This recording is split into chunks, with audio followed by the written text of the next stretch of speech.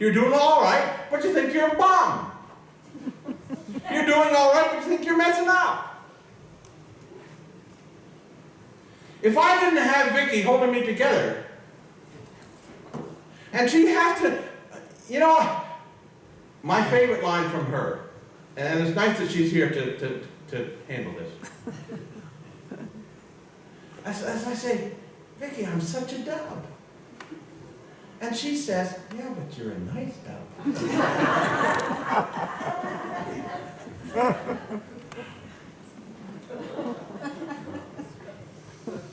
So you see, when we evaluate ourselves, we wind up with those two problems. We think we're better than we are, or we think we're worse than we are. Which is why that doesn't work. And that's what did not work for the church of Sardis. They didn't understand. They couldn't evaluate themselves properly. And they thought they were better than they were.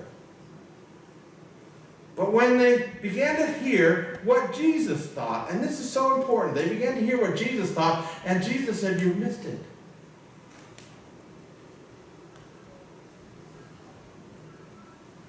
And just so you'll know, I think if I had to choose, I would rather hear not what I think. I certainly don't want to hear what the world thinks, but I want to hear what Jesus thinks. And you see, that's what he offers us. And that's the wonderful thing. Jesus offers us the opportunity to find out what he thinks. In my Bible surfing, I've told you about that. Sometimes I do, some people do channel surfing, I do Bible surfing. But in my Bible surfing the other day, I was in Psalm 119. And it says, how can a young man cleanse his ways? How can he straighten himself out? How can he understand what's going on? By taking heed to God's word. And then he says, how do you stay on track? By taking heed to God's word. You see, God offers us this opportunity for evaluation by knowing what Jesus thinks. And then in the same passage where Paul said, you better watch out for what the world thinks, he says, in Jesus are hidden all the treasures of wisdom and knowledge. Think about that. In Jesus are hidden all the treasures of wisdom and knowledge. You want wisdom and knowledge? Look at Jesus. You want wisdom and knowledge? Listen to Jesus. You want wisdom and knowledge? Watch Jesus. And then Paul goes on to say, he is the fullness of the Godhead bodily. Everything about God is wrapped up in him. And you are complete in him. So the obvious conclusion that Paul comes to is, as you have gotten to know Jesus, stick close. Walk with him, rooted and built up with him. Walk with him.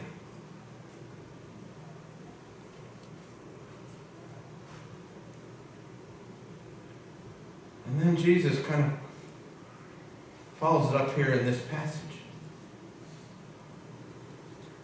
where he introduces himself. I love his introduction. Jesus is talking about himself. And he says, unto the angel of the church of Sardis write, these things I say, that have the seven spirits of God and the seven stars. I've always wondered about what the seven spirits of God are, but I found it in Isaiah chapter 11. You want to find out about the seven spirits of God, write this down, Isaiah chapter 11. The first verse tells about it. And it lists seven spirits of God. But what he is saying is that I'm worth listening to. Because,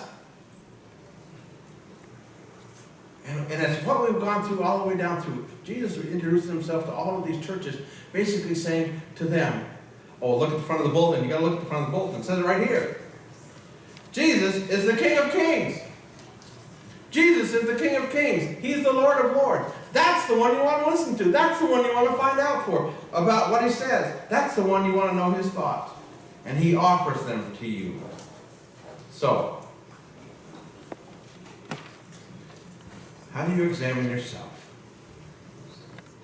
Not by listening to yourself, not by listening to your heart, not by listening to the world, but by listening to Jesus, who offers himself to you.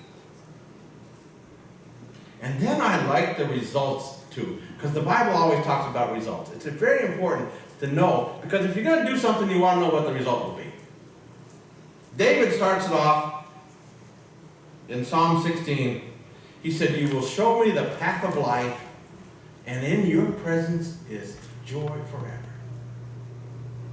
You want to know how to stay on the path? You want to know how to stay in the middle of joy? Then stick with Jesus. Jesus seconds that motion in John chapter 10 when he said, "I have come that you might have life and you might have it more abundantly. So stick with me." And he says, "I am the way, the truth, and the life." You want everything that you're looking for, it's in him. And then John, I'm not sure what's the second emotion in the third power. Does anybody know what that is? John didn't second the motion, he tripled it. You know what I mean? I don't know. I don't know what it is. But anyway, he triples the motion in John chapter 1 where he says, "These things I have written unto you that your joy may be full." So many times, I have experienced people who think the Bible was written by people who suck lemons. And if you read the Bible, it'll make you pucker up. But John and David and Jesus says the opposite. You read the Bible, it's the path to joy. You read the Bible, it's the path to life. You read the Bible, it brings you abundant life and joy that you have never experienced.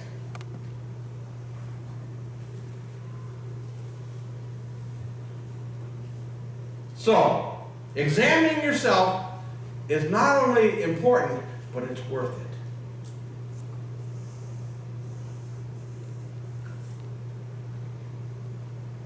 And again, at the end of this passage, Jesus does as he has done for all of the other churches. He says, "And I will reward you personally."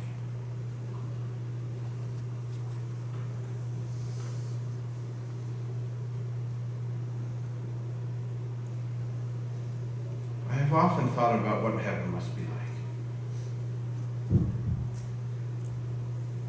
Especially when Jesse died, because it's like, what's it like? Where is it? Where is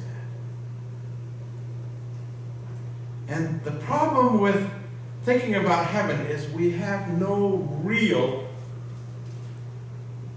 experience to give us an example. We have a tendency to use situations or experiences that we had that were wonderful. Say, that must be what heaven was like. And then you got wishful thinking and hopes and dreams, and people are like, "Well, I want a mansion, and I want a Mercedes to drive on those streets of gold." It really doesn't matter, because the most important thing about heaven, the most important vision of heaven, is Jesus is there. And Jesus, who came to give us life and joy and abundance, all you got to do is be by him. And that's heaven, and that's awesome. And I know what that's like, because that's the way I feel around Vicky. See, that's just a tiny glimpse of what heaven must be like. Because it's not about things, it's not about places, it's about a person who loves you,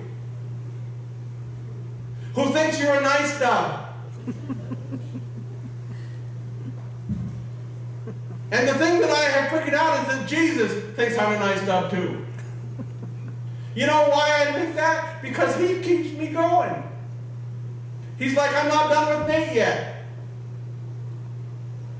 And I'm not going to list all the health problems that he's brought me through."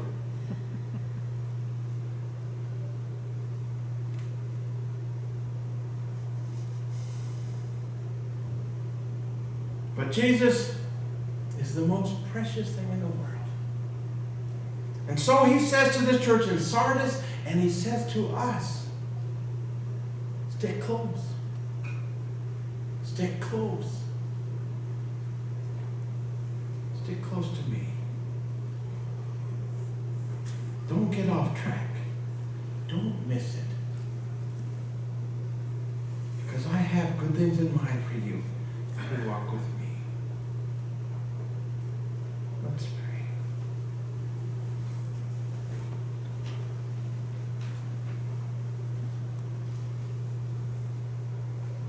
Father, I thank you for Jesus so much.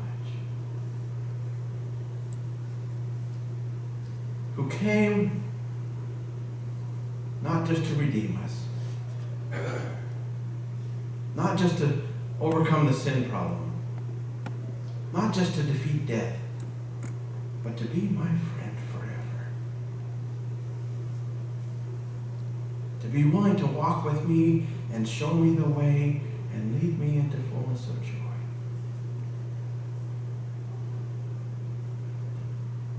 And I pray for anyone here this morning who's struggling in their life, having a hard time finding the pathway. Help them to take a good look at Jesus. Help them to get close to him as he comes to be close to them. Father, help us each day by day to examine ourselves in the light of what would Jesus think. That we might find the path, and that we might find life, and that we might find his joy.